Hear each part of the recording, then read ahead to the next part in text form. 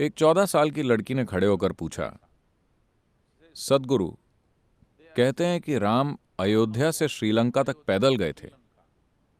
क्या यह प्रैक्टिकल है कि कोई अयोध्या से श्रीलंका तक पैदल चल के जाए, या यह सिर्फ एक कहानी है? मैंने उसे देखकर कहा, देखो, तुम अभी छोटी बच्ची हो। कुछ सालों बाद तुम एक पति खोज लोगी। जब तुम्हें पति मिलेगा तो क्या तुम ऐसा पति चाहोगी जो मान लो कि तुम कहीं खो गई, वो अंतिम छोर तक तुम्हें ढूंढने जाएगा, या ऐसा जो ये सोचे कि ये प्रैक्टिकल नहीं है और अपने पड़ोस में ही कोई प्रैक्टिकल सॉल्यूशन ढूंढ ले? तुम्हें कैसा पति चाहिए? एक छोटी सी बच्ची भी जानती है कि उसे कैसा पति चाहिए।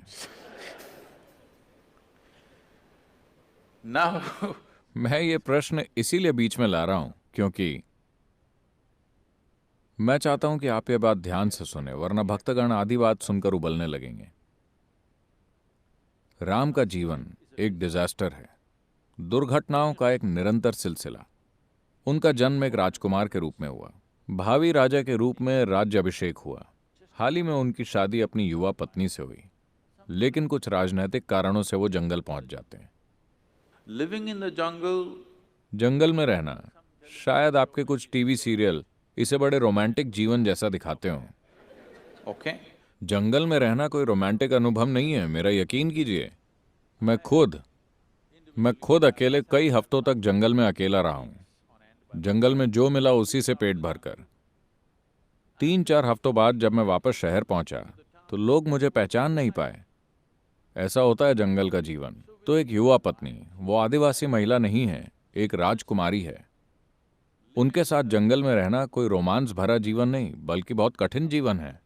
ये जानते हुए कि ये कितना कठिन होगा, छोटा भाई दोनों की मदद के लिए उनके साथ चल देता है, क्योंकि उसे पता है कि इस युवा स्त्री के साथ उन्हें जंगल में कितनी दिक्कत होने वाली है। फिर जैसे उतना ही काफी नहीं था, उनकी पत्नी का अपहरण हो जाता है। Sri Lanka.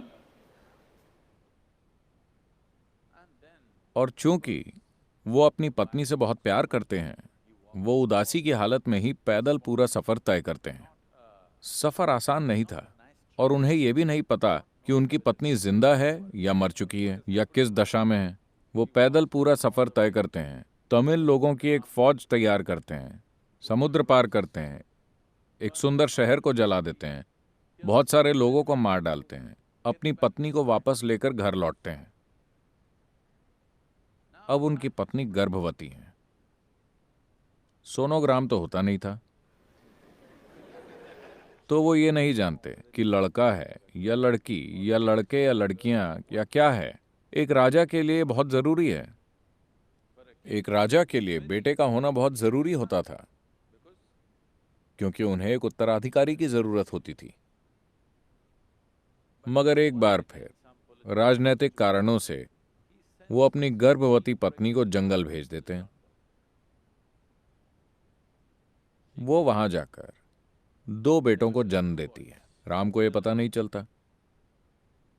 फिर वो अपने ही बेटों के साथ युद्ध लड़ते हैं।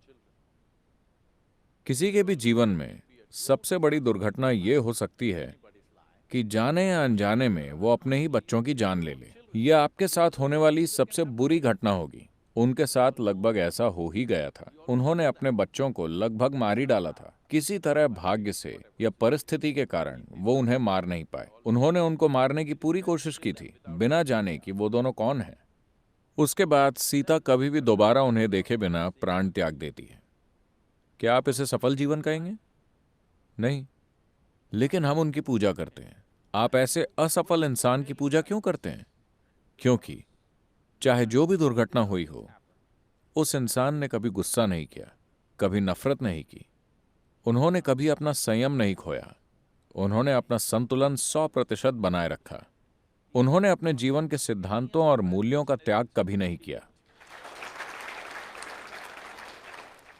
उनके जीवन में मुसीबतें बराबर आती रहीं, लेकिन वो हमेशा स्थिर और परिस्थितियों से अछूते बने रहे। इन्हीं गुणों के आगे हम सिर झुकाते हैं। हम उनके आगे इसलिए सिर नहीं झुकाते क्योंकि वो बहुत सफल थे। वो पूरी तरह से असफल रहे, लेकिन वो अपने भीतर, आप चाहे कुछ भी कर लें, आप उनकी भीतरी प्रकृति को बदल नहीं सकते। उनके जीवन में जो हुआ उसमें से अगर कोई एक भी घटना किसी के जीवन में हो जाए तो अधिकतर लोग टूट जाएंगे, है कि नहीं? इनमें से सिर्फ एक दुर्घटना किसी के जीवन में हो जाए तो वो दिमागी संतुलन खो बैठेंगे। दुर्घटना के बाद दुर्घटना, लेकिन पूरा संतुलन। We are bowing down to that quality because this is inner management. हम उसी गुण के सामने सिर झुका रहे हैं क्योंकि यही इनर मैनेजमेंट है। अगर आप बाहर दुनिया में जाकर कुछ करना चाहते हैं तो दुनिया आपके ऊपर क्या फेंकेगी इस पर आपका कोई कंट्रोल नहीं होता, लेकिन आप उससे क्या बनाते हैं वो 100% आपका है। आप किसी भी परिस्थिति में पैर रखने से, इस दुनिया में किसी भी हालात का सामना करने से नहीं कतराएंगे क्योंकि आपके भीतर आनंद की केमिस्ट्री है। राम एक शांतिमय केमिस्ट्री में है।